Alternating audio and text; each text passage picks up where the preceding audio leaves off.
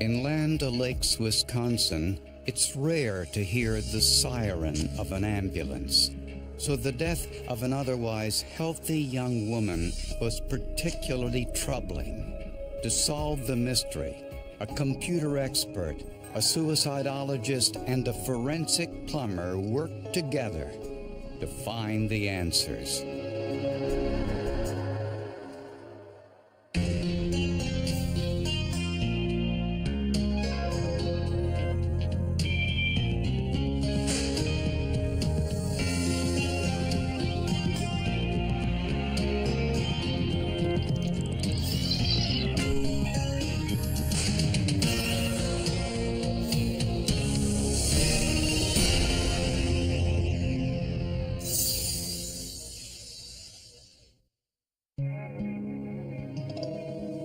It was a crisp, clear day in Land O'Lakes, Wisconsin, when Ken Johnson got the news that his 28-year-old daughter was dead. It's a beautiful day.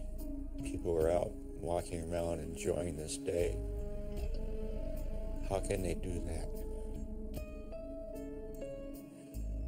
Our daughter's just died. 911, what is your emergency? I need an ambulance. My wife is dead. I found her in the toilet, and she was face first in the toilet. Okay. Oh my God! Oh my God! We've got him coming in. When paramedics arrived, Janelle Plude was on the bathroom floor. Her husband, a trained EMT, was performing CPR. But it was too late. She was declared dead a short time later. I just remember at that point screaming, no, no, and just saying we're going to be there in a bit. The death appeared to be a suicide. 39 empty capsules of Fioricet were found in a bathroom trash basket. Fioricet is a barbiturate that had been prescribed for Janelle's migraine headaches. What we had here were levels of Fioricet with codeine in Janelle's system. I think they were calculated to be about 20 times the lethal level. Apparently, Janelle emptied the Fioricet into a drink so it would enter her system faster. But instead of killing her, the drug irritated her stomach. She vomited in the toilet, then passed out and drowned in the toilet bowl. The pathologist testified it was death by overdose. The Fioricet assisted with some potential drowning there. Janelle's mother-in-law was sleeping in the next room and said she heard nothing suspicious or out of the ordinary. And the next thing she remembered after going to sleep was Doug waking her up, yelling and screaming that Janelle was dead, and she was in the bathroom. Investigators found evidence that Janelle had been feeling despondent. She and her husband Doug were having troubles making ends meet. They both had low-paying jobs and were deep in debt.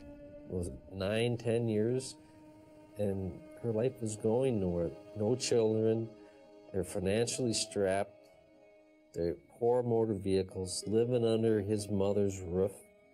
She wanted out. And Janelle started to question her sexual preferences and whether a traditional marriage was for her. Her sexual preference was something that would not have been well accepted in that small town. That coming out and telling people about it would have been more stressful in that situation as opposed to a major city. So for me to leave from, she was leading a heterosexual life and she's discovered or admitted that she's gay, then the next step means suicide? I mean, that just never crossed my mind at all. That doesn't make sense. Janelle's spirits took another downturn when she learned that her college roommate committed suicide. And before she did, left her this note. Sighing as I write you these last words, my love. Never will I be able to say how very sorry I am that this deed that I'm about to commit, there is no other way that I am able to say I never stop my deep love for you. And investigators discovered this email that Janelle sent to her friends just a few days before her death. Just to let you all know, I may be gone from this day forward. To all of you who are Doug's friends, please be there for him. My love to all of you. We'll miss you all very much. I never meant to cause this much hurt, but I have to do this. But Janelle's family told investigators to look a little deeper because they didn't believe the suicide theory. I said this is not right, and I wanted to make sure that it was not going to be swept under the rug and just called a suicide when very likely it may not have been. So investigators did just that and made some startling discoveries.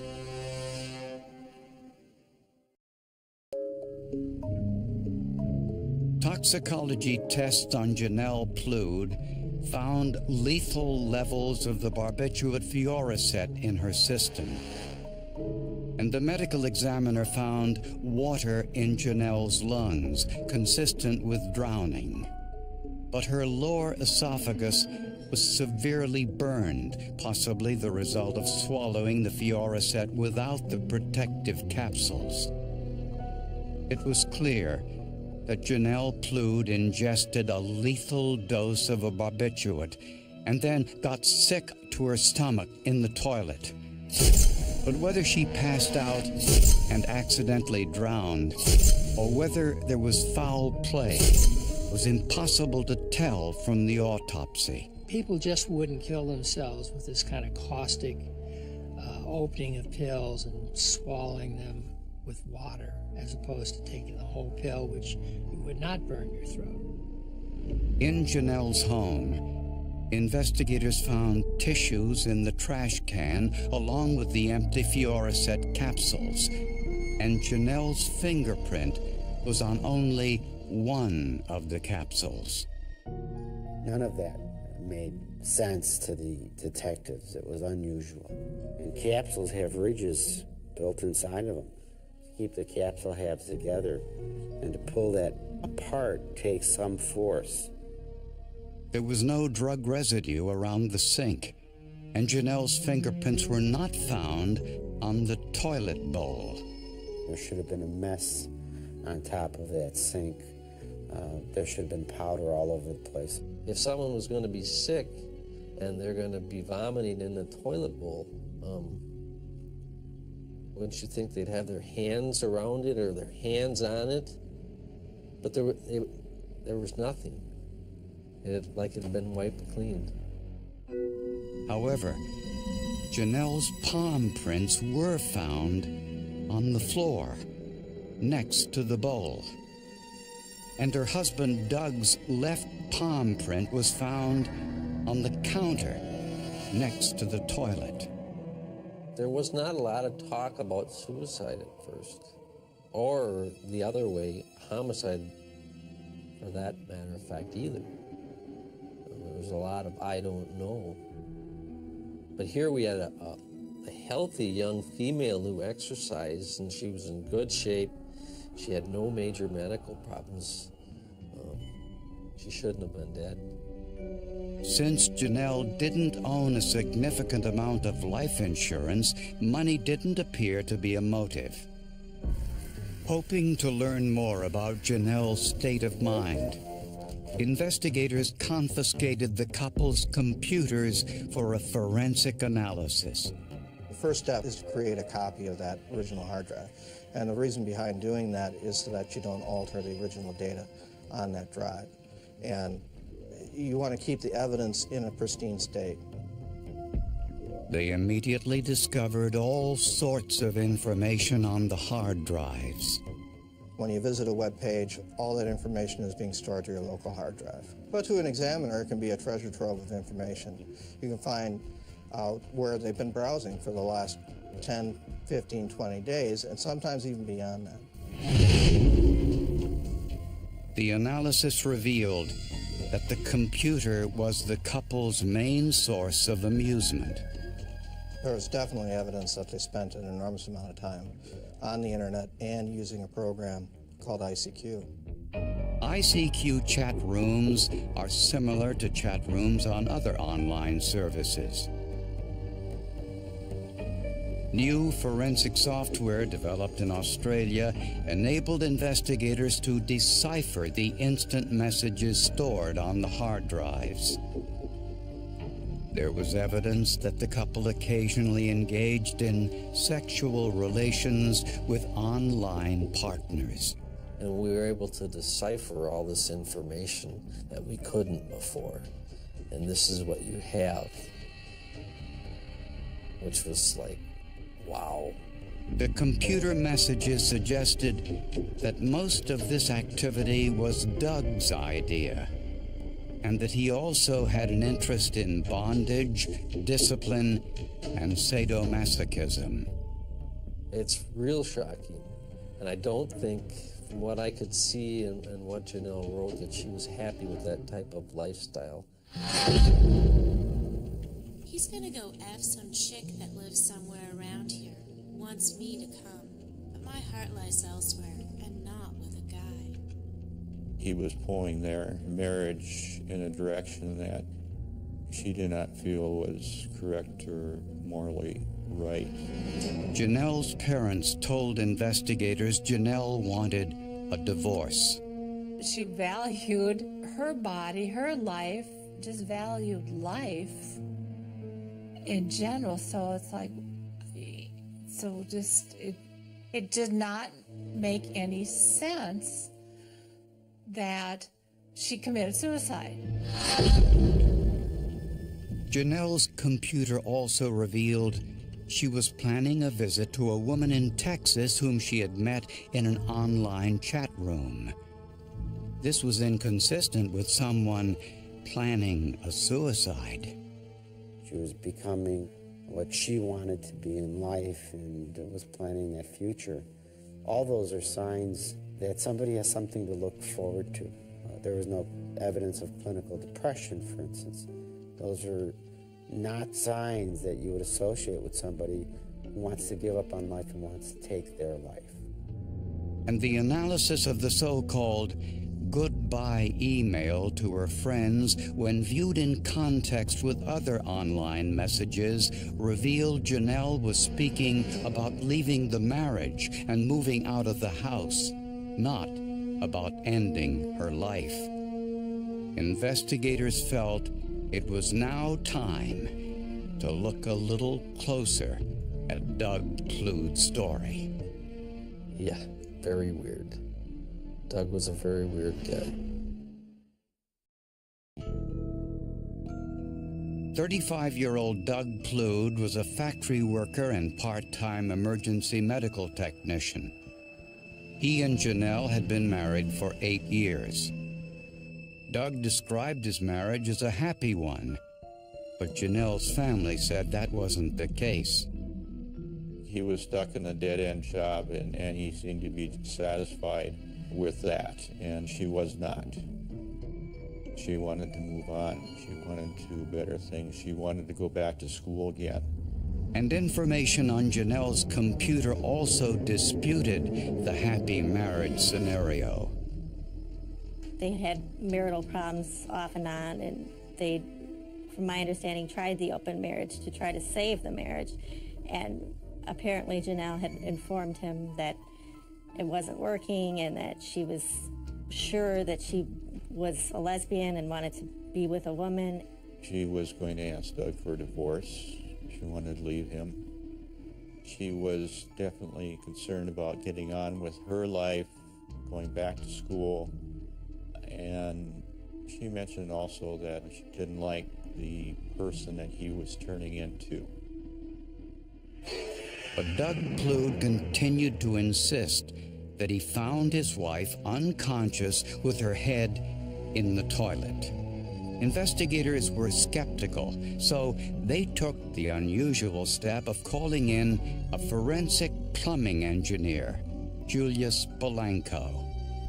He says bathroom plumbing fixtures are designed specifically to prevent accidental drownings, even if a person has passed out. If a person dies, goes unconscious, passes out, they're going to fall away from the toilet. They're not going to fall into the toilet, because if you look at the weight of the body and you study the movement of it, it's going to be away from the toilet. It'll never be into the toilet. And we have many instances where that has occurred. Using a model the same size as Janelle, Polanco's tests showed that the width of an adult's shoulders prevents them from submerging anything more than a portion of their head in the water. Well, your head can go in the toilet. You can get nice and wet up on the top. You can actually submerge your nose, but you can't submerge your mouth and nose at the same time. It's basically impossible to do for an average adult. But it was this autopsy photo taken a day after Janelle's death that really caught the attention of investigators. And I immediately noticed, as soon as I looked at it, there was a bruise on her neck. And I said to myself, right there, I said, oh my God, that is the rim of the toilet bowl. If you were sick and you were vomiting into the toilet, you wouldn't be getting these bruises on your neck unless some type of pressure was applied. And inside the bruise was a small laceration that could not have come from the bowl. There are no ridges on that surface, and I learned that toilet bowls and other plumbing fixtures are made of vitreous china. All the world supplies of vitreous china comes from the United States, and it's very smooth and a very hard surface. If the toilet bowl could not have caused these cuts, where did they come from? Janelle's family knew the answer immediately. They said it looked like a chain Janelle usually wore, but no one could find it anywhere in the house. So investigators took a photograph of Janelle wearing the chain and compared it to an autopsy photo of her neck injury. Our crime lab did an overlay using transparencies that showed that those breaks were consistent with the chain links that she wore. There was only one possible explanation for the marks on Janelle's neck. The necklace got caught between her neck and the toilet bowl. It shouldn't have been there. Those are ruptures of capillaries under the skin, indicating those occurred when the human was alive. And you don't get that from passing out on the toilet on your own. Just doesn't work that way. This discovery, along with Janelle's palm prints on the bathroom floor and Doug's palm print on the sink counter, painted a clear picture of Janelle's last moments alive. She was resisting. That's why there's no prints on the bowl or the edges or anywhere. They're down on the floor. And I believe Doug would be standing over her because his one palm print was on the edge of the laboratory, which is right next to the toilet, where he could apply pressure to the back of the head. Doug Plude was arrested and charged with first-degree murder. He denied any involvement in Janelle's death until an emergency room nurse came forward with a most unusual story.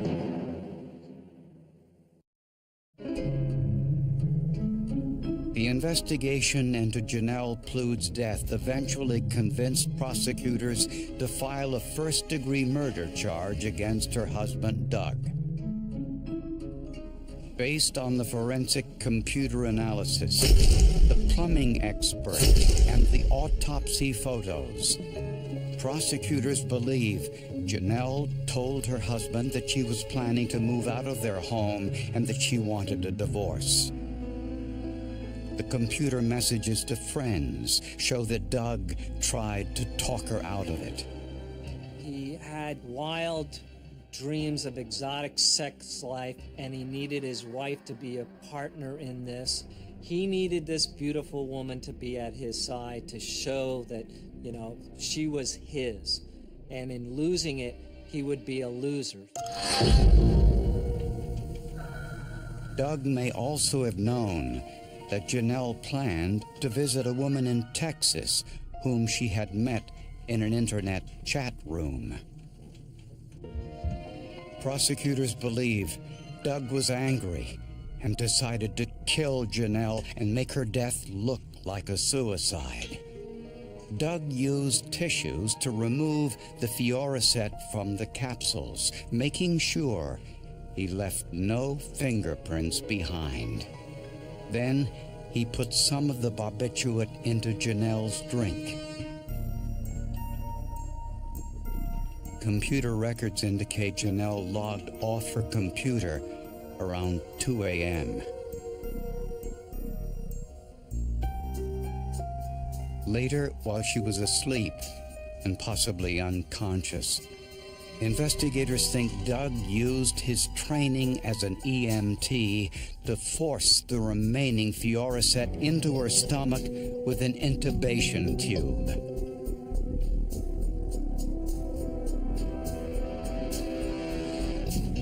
Then all Doug had to do was to clean up the evidence and wait. But there was a problem. The barbiturates didn't kill Janelle. They made her sick to her stomach. When Doug realized Janelle wouldn't have the overdose of barbiturates in her system, he panicked and drowned her.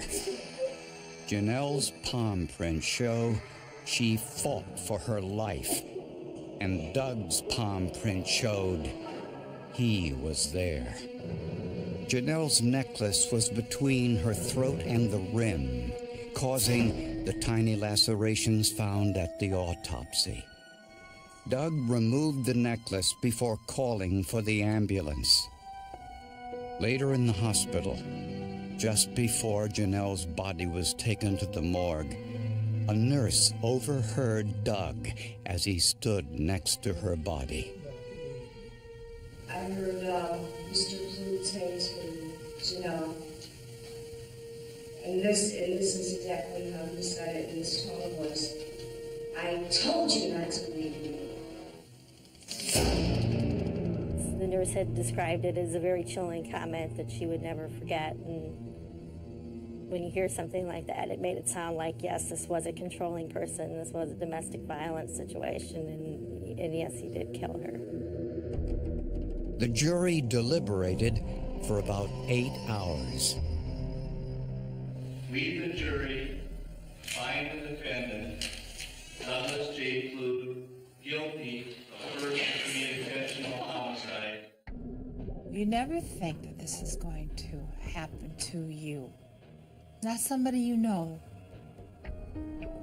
would hurt your children. That's the most amazing thing that always is in my head. How could he? Doug Clute was sentenced to life in prison. The forensic evidence, along with a forensic plumber, proved his story was a lie. The injuries were there. You couldn't turn that around. It took control, and it provided all the information that experts could look at and draw conclusions that ultimately led to his conviction.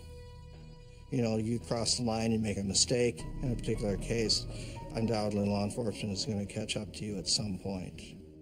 I doubt the case would have been the same without the toilet bowl. I think the jury really did have to see the toilet bowl and see somebody act that out. I was convinced this was murder. I tried as hard as I could to make this a suicide, and I could not conclude that.